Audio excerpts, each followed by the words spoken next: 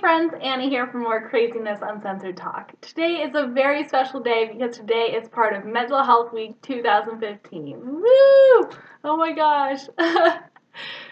Oh my gosh, yeah. I need to learn how to edit videos so I can put in sound effects and not look like such a dork. But anyway, today is part of Mental Health Week 2015, which is created by mental health YouTuber like Kristen. So if you haven't checked her out, please do. She is amazing. I love her.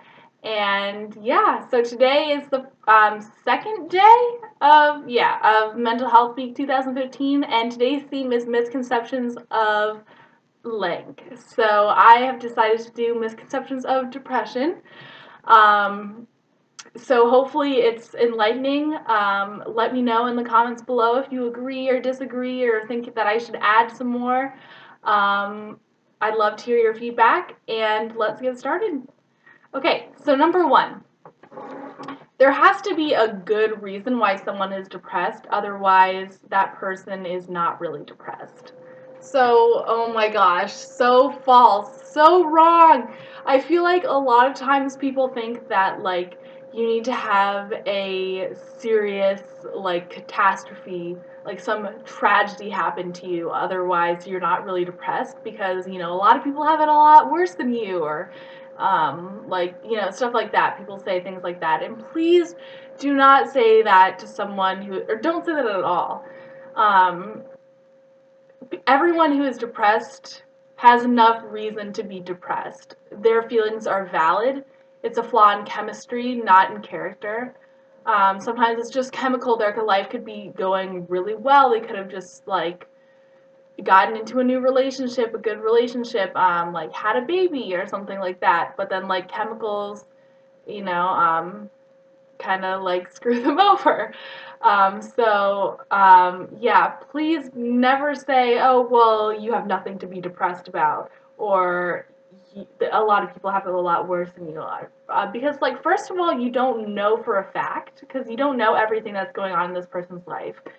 And then second of all, even if they don't have some major catastrophe happening to them, their feelings are still valid, and depression is still really, really hard and sucky, and it just their feelings should be validated, and you shouldn't be putting them down, or making them feel like their feelings aren't legit, because they are. So everyone's feelings are, and everyone wants to feel validated in what they're feeling. So, number two, depression is all in your head. If you want to get better, you can just snap out of it. Oh my gosh, no! No! Ugh. I hate it when people say that. When people say, it's all mental, just come on, what is this? What is this? No, you don't just snap out of it. You can't just snap out of it. It's something that is chemical, and that is, biological. A lot of times it's situational, but a lot of times it's biological, or a lot of times it's both. Um, I forget where I was going with that.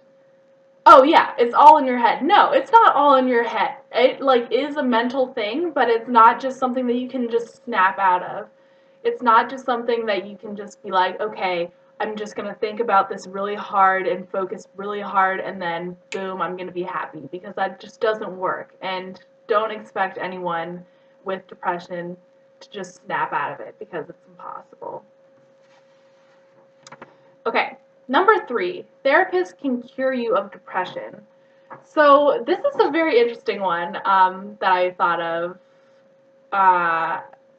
that I think a lot of people have misconceptions about therapy, and what it can do for you. And I'm not saying that therapy doesn't work. I am a huge advocate for therapy, and I think therapists are awesome, but I don't think therapists can cure you. I think that they can help you, but ultimately you're the only person who can pull yourself out of the depression. I say this because a lot of times in my recovery, a lot of things that I was doing and saying were just wrong, because I had this misconception that therapy could cure you. um, or the therapist could cure you. And I would go into therapy sessions and I would go into different hospital stays and just be like, I'm sick, somebody help me. And just not understand why I'd come out of a therapy session or come out of a hospitalization and still feel crappy, like still feel depressed. And I realize now that it's because I'm the only one who can ultimately pull myself out of that depression. The therapist is there to help me, but they're not there to fix me because no one can really fix you. So I'm not saying that therapy and therapists don't work and don't help. I'm just saying that they just help. You have to like put in the effort yourself. A lot of my friends and I had just a really hard time after my first hospitalization, like me getting out and then me still feeling suicidal. We were all like, wait, what? Like, um, no, like you just stayed in the hospital for 2 weeks. Like, it's not like if you have like a tooth thing and then you like go into the dentist and they like fill it and then you're like good to go. It's not like that. It's like it's something that's an ongoing process that you need to like keep working at and keep fighting. And I think it's a big misconception. Okay, number 4. People need to hide things from people who aren't depressed in order to protect them. They're sad enough already, so don't tell them any of your problems because it will be too much for them to handle. In other words, you can only say cheerful or positive things around people who are depressed. Okay, so this one is one that bothers me. Because a big thing about when you're depressed is kind of like feeling like a burden on your friends and family. And I think a big part of this is because a lot of people think that they need to like, that the relationship all of a sudden is just like kind of one way. Like it's like you're helping the person who's depressed and the person who's depressed isn't helping you with your problems. You're not telling them about like stuff that's going on in your life because you're trying to like hide it from them and to protect them. But really, I think that hurts them more because they just feel, or like, I feel like that just made me at least feel like more inadequate. Like, I can't handle this stuff that you're telling, like, that you want to tell me, but you're not telling me. But yeah, like, if you're having a problem or something and you want to talk to a friend who's depressed about it, then talk to them about it. I don't hide things from people because that you think that it'll be too sad for them or whatever. Because a lot of times they figure out anyway what's happening, and then they'll feel bad that you like didn't say something. Um, so I forget where I was going again.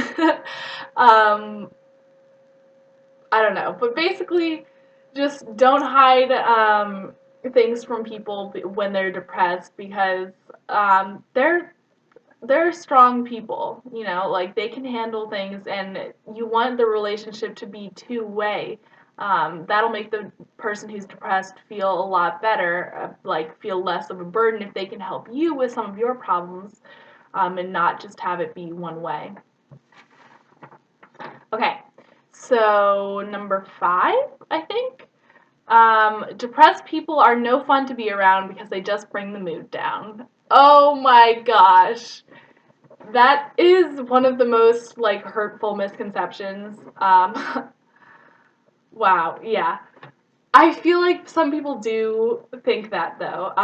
But let me assure you that like I have been in like multiple hospital settings and multiple therapeutic um like sessions and settings. Um And I have met some really, really cool people. Some of the coolest people I know has struggled with depression and struggle with anxiety and things like that. Um, so this is kind of like a misconception for like all mental illnesses. I feel like that they're like people like who have mental illness are like sick. They're like, ugh, like they're no fun to be around because they bring the mood down or whatever. But a lot of people who are depressed are like super duper funny and super amazing and like I don't know. I just feel like that's just really hurtful if you're like just gonna like go out to a party but you're not gonna invite your friend because you know she is depressed, but like you know like depressed people can still have fun. Like, it's not just like depressed people all just like curl up in a ball all day and just cry all day, and if you bring them out anywhere they're just gonna cry and they're just gonna be like, oh, like, let's go home, like, you know what I mean? One of my favorite like quotes or like stories is like that, even though Eeyore's like obviously like clinically depressed, his friends like always like invite him to hang out and don't care if he's feeling sad or not. Like, I mean, they care, but like they're not like, oh, I'm only gonna hang out with you if you're happy, you know, kind of thing. Okay, so number 6. This kind of goes along with what I was saying, but depressed people can't really do much of anything. They essentially can't function. So this is true sometimes, that people who are depressed are so severely depressed that they can't function, and I've been there, but I've also been in the position where I'm depressed, but I can function. I'm going to school, I'm getting good grades, you know, like, just because someone like seems to be going along and like following the motions and doing things like that doesn't mean that they're not depressed, because not everyone who's depressed is like curled up in a ball all the time and like crying all the time. Like, it's not like that all the time. It is like that some of the time, unfortunately, um, but not all the time. So people who are depressed still can function. So just because someone's functioning doesn't mean they're not depressed, and just because someone's depressed doesn't mean that they can't go out and do things with you, because they can function. They're not, I don't know. I don't know. But yeah. I don't even know what I'm saying. I don't even know what I don't know. Okay. Number 7, I think. If the depressed person is happy one day, that must mean they're cured and no longer need support. No! Oh my gosh! Oh my gosh! No, no, no, no, no, no, no, no, no! I hate this. Like, just because you have one good day doesn't mean that you're magically cured. So, like, you don't just be like, oh, she's, like, happy today, so that means that, like, I don't need to be there for her as a support anymore because she's good. You know what I mean? She's got this, like, she's happy, so there you go. Like, no, like, depression is so much, like, of ups and downs. Like, the recovery process is, like, brutal like that, and, just because you have one good day does not mean that you're cured. Another thing is that, side note, like, just because someone has a good day and then has a bad day doesn't mean that they're bipolar.